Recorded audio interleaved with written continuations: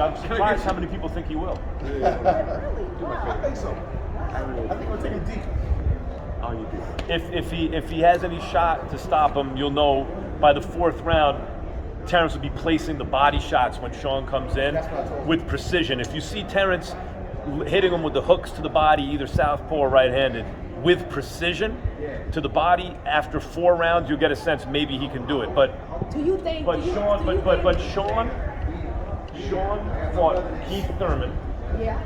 As close as you could fight him. Yeah. And then ERROL Spence was one of the best welterweight fights in at least 10 years. Do you think? That was an all-time great fight, and the knockdown was the difference, razor thin. So I'm just surprised that it's a 7-1 type fight. It's not a 7-1 type fight. Do you think Sean should come out very aggressive against one?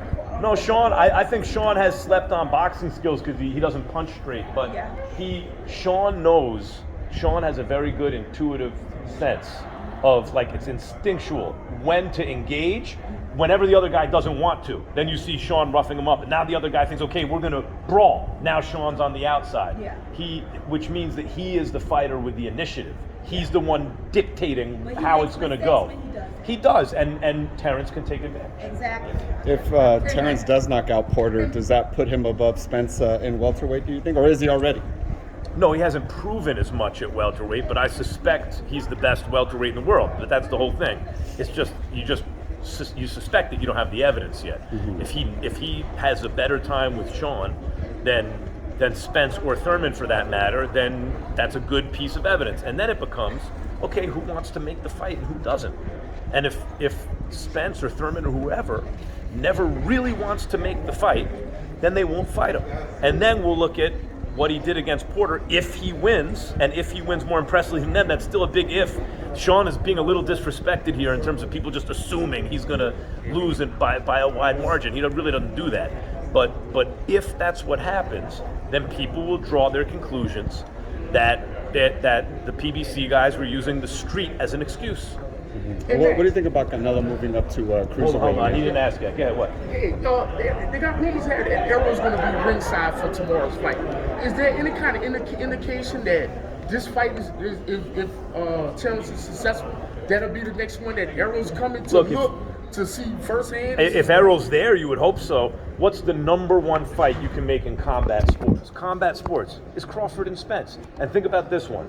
How many times in the history of boxing, has there been 2 guys in or around their primes, in or around their best weight division, who were both boxer punchers, meaning we've seen them win big fights on boxing ability, because ERROL Spence outboxed Mikey. Oh, Mikey was moving up. Everyone shut up. Mikey's very, very good. And ERROL Spence beat him behind the southpaw jab and his defense.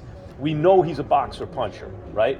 They're both complete fighters. Spence, high volume of punches, real punching power, hand speed, boxing skills, can play defense, has shown heart, chin, stamina, like body, head, what do you want? And Crawford, plus he's a switch hitter and all that. How many times have guys with those styles, in their primes, in their best divisions, both been undefeated, both been top 5 pound-for-pound fighters in the world? Let me put it another way. The winner of that fight would be the best everyone would say that's the best pound-for-pound fighter. Agreed. How many times has that happened in the history of boxing? De La Hoya, Trinidad was not a boxer puncher. Trinidad was a destroyer. Corte, De La Hoya? Corte was not a top 5 pound-for-pound fighter, top 10. Mosley De La Hoya wasn't undefeated. The closest is Sugar Ray Leonard and Tommy Hearns. But Sugar Ray had lost to Roberto Duran. Right? So like I'm just pointing out, I'm not saying it's the best fight ever. I'm saying it is a very rare, maybe even a unique circumstance.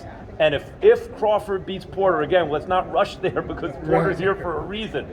If he does, that's the best fight you can make in combat sports. And if it doesn't happen, fans are going to want to know why. Can Boots maybe beat them all one day? Who? Can Boots, we got to see Boots on the next level, but Boots is very promising. He has deep skill, and the only question is, does he have the level of fast twitching to now take it to the next level? Because usually guys who are skilled as Boots what separates them at, like, from do they turn out to be really good world-class fighters or great world-class fighters depends on if they have that next level speed, right? So against a lower level of fighter, Kelly Boots Pavlik can look quick, and he is quick, but now we need to see him against that next level. He's obviously very skilled. Hey, you mentioned Thomas Hearns. You mentioned Thomas Hearns. How was Thomas Hearns doing a dream match with Bud Crawford? What's your take? And we got our wish. What would it be? Bud is like Tommy Hearns at welterweight only ever lost one fight to Sugar Ray Leonard, and it was Sugar Ray Leonard's best night, and he had to come back in the fight to do it, and by the way, needed 12 rounds, wouldn't have gotten it done. So like Hearns at welterweight is no one's unbeatable, but it takes like one of the best fighters ever in his prime on his best night in a come from behind win. That's Hearns' only loss at welter. Like maybe Bud could do it, but Tommy Hearns was different at welterweight.